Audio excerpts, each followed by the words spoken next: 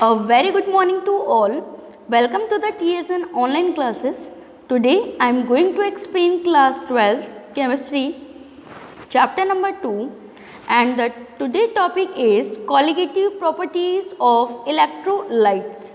The study of colligative properties of electrolytes require a slightly different approach than the one used for the colligative properties of the non-electrolytes. The reason is that the electrolytes dissociate into ions in solution, and so one unit of an electrolyte compound separates into two or more particles when it dissociates.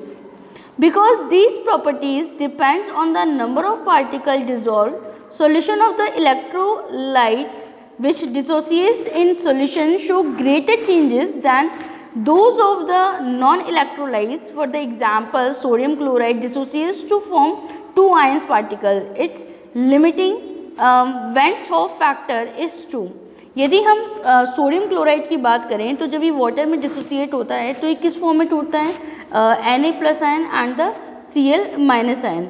Okay, अब यहाँ पर इसकी हम van 't Hoff factor की यदि बात करते हैं तो वैन 't Hoff फैक्टर कितने हैं इसके, ओनली फॉर 2, बिकॉज ये बना ही 2 से है. NaCl जो है वो 2 टाइप्स ऑफ मॉलिक्यूल से मिलकर बना हुआ है. तो यहाँ पर कॉलिगेटिव प्रॉपर्टीज ऑफ इलेक्ट्रोलाइट्स की स्टडी करना इसीलिए हमारे लिए इम्पॉर्टेंट हो जाता है क्योंकि इसकी जो स्टडी है वो दूसरी प्रॉपर्टीज से डिफरेंट है. Now when 't Hoff factors. 1 mole of NaCl means sodium chloride in water does not really give rise to a 2 moles of ions.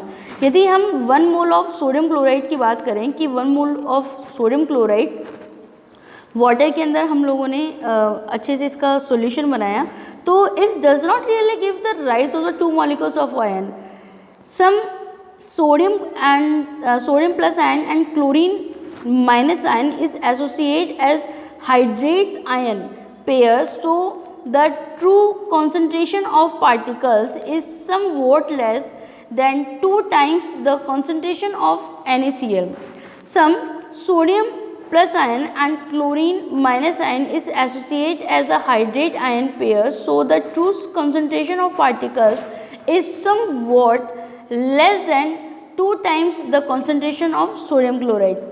Reassociation is more likely at a higher concentration, therefore the number of the particles present is the concentration dependent.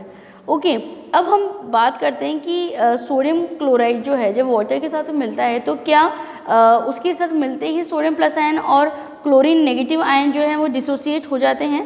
नहीं, ऐसा हर बार नहीं होता. मतलब हम 1 मोल की बात करें तो 1 मोल के अंदर ऐसा नहीं होता. कई बार जो है वो हाइड्रेट्स आयन जो हैं वो पेयर्स फॉर्म के अंदर भी हो जाते हैं. अब रीएसोसिएशंस की हम लोग बात करते तो reassociation is more likely at a higher concentration. अगर रीएसोसिएशन होता है तो उसकी कॉन्सेंट्रेशन कैसी होती है? बहुत हायर होती है. Now the van 't Hoff factor, we modify the previous equation by multiplying by the van 't Hoff factor is I is the actual number of particles in solution after dissociation and the number of formula units identically dissolved in solution.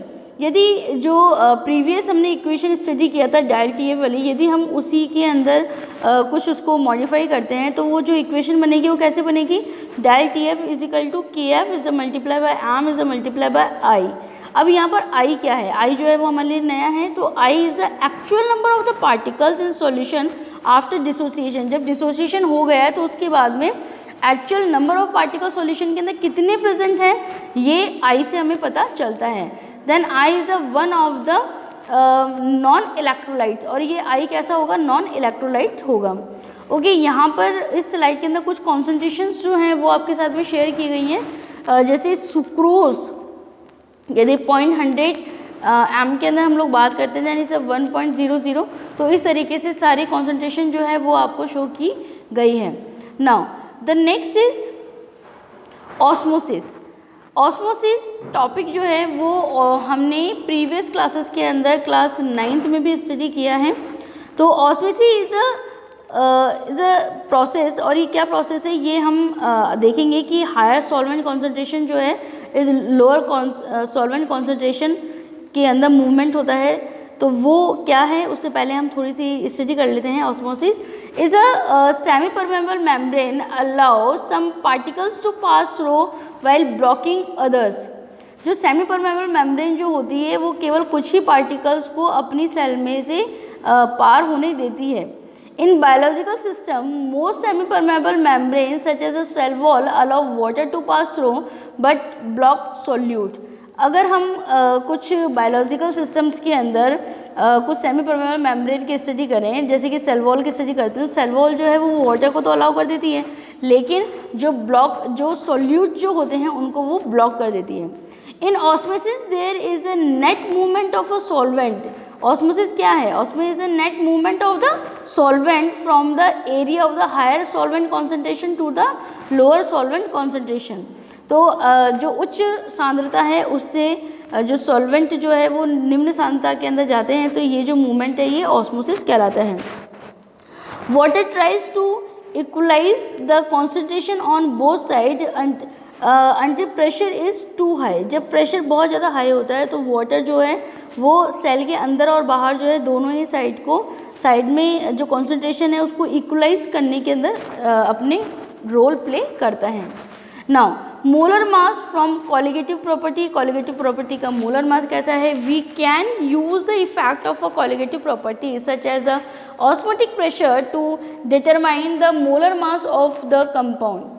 The Wundt equation can be modified to form use of the determination of the molar mass by osmoticity। जो formula है it's pi is equal to W upon capital M is multiply by small m in the bracket is multiply by RT। तो यहाँ पे C की जो value है वो है ये, और यदि हम नॉर्मल के अंदर हम लोग देखते हैं then pi is equal to CRT। Here we related to the concentration C is a mole, it is a concentration W is a grams and the molar mass mm in grams per mole। The experimental configuration uses the measurement of height as an estimate of the osmotic pressure। The equation is pi is equal to PGA, H is used, H is equal to pi upon P into G।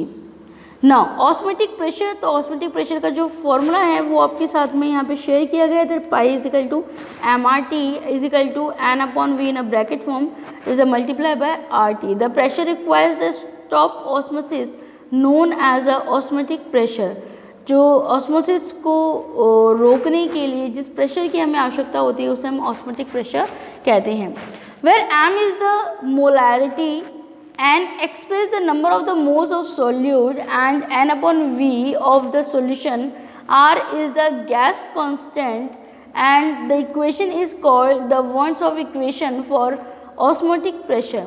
If the osmotic pressure is the same on both sides of a membrane, concentration are the same, the solution are isotonic। यदि जो osmotic pressure है वो cell के दोनों तरफ यानी अंदर की तरफ और बाहर की तरफ यदि बराबर हो तो इसे हम किस तरह का सॉल्यूशन कहेंगे? आइसोटोनिक सॉल्यूशन कहेंगे।